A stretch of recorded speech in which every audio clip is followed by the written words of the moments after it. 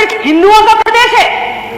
एक धर्म के नाम का, एक धर्म विशेष के नाम का आप तुष्टीकरण करते हैं और अगर पूछा जाएगा तो आप कहेंगे नहीं होता। कैसे नहीं होता? अगर नहीं होता है तो आप बताइए, इस बजट में आपने जैनों को क्या दिया है? आपने सिखों को और गुरुद्वारों को क्या दिया है? आपने बौद्धों को और बौद्ध मठों को क्या दिया है? आपने कबीर पंथों को क्या दिया है? पर्याप्त संख्या में भारतीय जनता पार्टी में पर्याप्त संख्या में दलित और पिछड़ों की नुमाइंदगी करने वाले, प्रतिनिधित्व करने वाले यहां पर सदस्य बैठे हुए हैं, लेकिन सब के सब पंगु हैं और आप पंगु हैं। इसलिए यहां पर आप शेर कहे या कुछ भी कहे, सच्चाई नहीं छुपने वाली।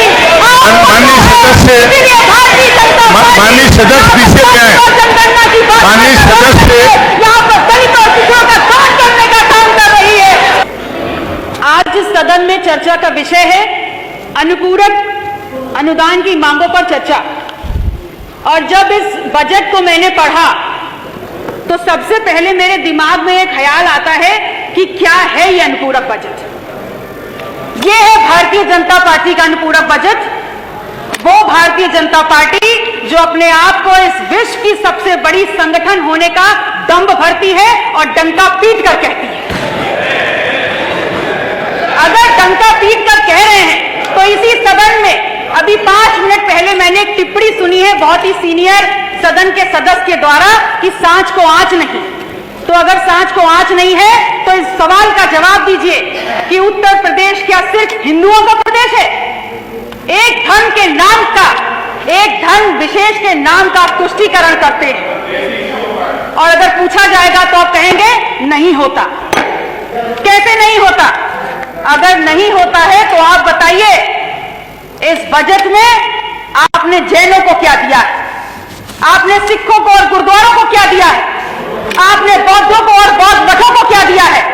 आपने कबीर पंथों को क्या दिया है? और बहुत दूर मत जाइए, आपने नाथ संप्रदाय को क्या दिया है? क्या ये धर्मास्थल और इन धर्मों में आस्था रखने वाले लोगों की आस्था नहीं है? आपके लिए बहुत अहम है कि इन विषयों पर चर्चा और आपको इस बात की तनिक भी चिंता नहीं है और तनिक भी गंभीरता से आप ये नहीं सोचना चाहते कि उत्तर प्रदेश की बहुसंख्यक आबादी इस देश के दलित और पिछड़ा ने बनाई है और उनके हक और अधिकारों की चर्चा इस सदन में प्राथमिकता के आधार पर होनी चाहिए। माननीय अधिष्ठाता महोदय, इस बात को मैंने इसलिए उठाया है क्योंकि मैंने उत्तर प्रदेश में जातिवार जनगणना पर चर्चा के लिए अपना निजी विधेयक प्रस्तुत किया है और वास्तविकता यह है कि यह विधेयक भारतीय जनता पार्टी के सदस्यों के द्वारा होना चाहिए था, क्योंकि उत्तर प्रदेश में पिछड़े और दलितों के नाम पर सत्ता लेकर आप बैठे हुए हैं, तो यह विधेयक भी आपके द्वारा आना चाहिए था। और ऐसा नहीं है, पर्याप्त संख्या में भारतीय जनता पार्टी में पर्याप्त संख्या में दलित और पिछड़ों की नुमाइंदगी करने वाले, प्रतिनिधित्व करने वाले यहां पर सदस्य बैठे हुए हैं, लेकिन सब के सब पंगु हैं और आप पंगु हैं। इसलिए यहां पर आप शेर कहे या कुछ भी कहे, सच्चाई नहीं छुपने वाली। माननीय सदस्य, माननीय सदस्य विषय क्या है? माननीय सदस्य यहाँ पर दलित और पिछड़ों का काम करने का काम कर रही है।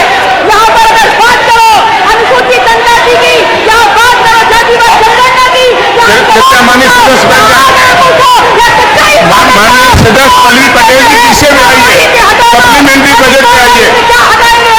जिस सदन में दलित और पिछड़ों की बात पर रखी जा सके, तो वही जितना किया जा सके, ऐसे सदन में मैं क्यों बैठूंगी? क्योंकि मुझे समाज ने यहाँ पर दलित और पिछड़ों की आवाज उठाने के लिए बताया है। इसलिए पल्लवी पटेल जी, माननीय पल्लवी जी, आप लोग माननीय पल्लवी जी विषय पे है, विषय पे सप्लीमेंट्री बजट पे। माननीय अधिष्ठाता जी, माननीय अधिष्ठाता जी, ये बात देखिए, ये केवल अनुपूरक पर ही रहना चाहिए। बात केवल अनुपूरक तक ही सीमित रहना चाहिए। ये अपने आप में माननीय पल्लवी जी आए, बात करवाइए, आप बात पूरी करिए। विषयान पर बात करवाइए। नहीं आप आए, बात पूरी करें प्लीज। आप आइए, विषय पे आइए प्लीज, आइए, कार्रवाई में लिखा जाएगा विषय पे। केवल सप्लीमेंट्री बजट से संबंधित पर रखिए बात।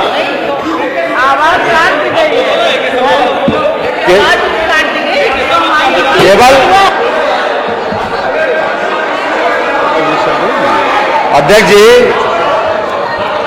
अध्यक्ष जी जैसा कि नियमों में भी है और हमने प्रारंभ में भी कहा था मोना जी के बोलने के बाद कि हम अपने आप को अनुपूरक विषय तक ही सीमित रखें। जो भी अनुपूरक मांगे रखी गई उसी के विषय में बातचीत हो, तभी वो चर्चा सार्थक होगी। केवल अनुपूरक विषय नहीं, एक मिनट, मान मंत्री जी बैठ जाइए। नहीं मंत्री जी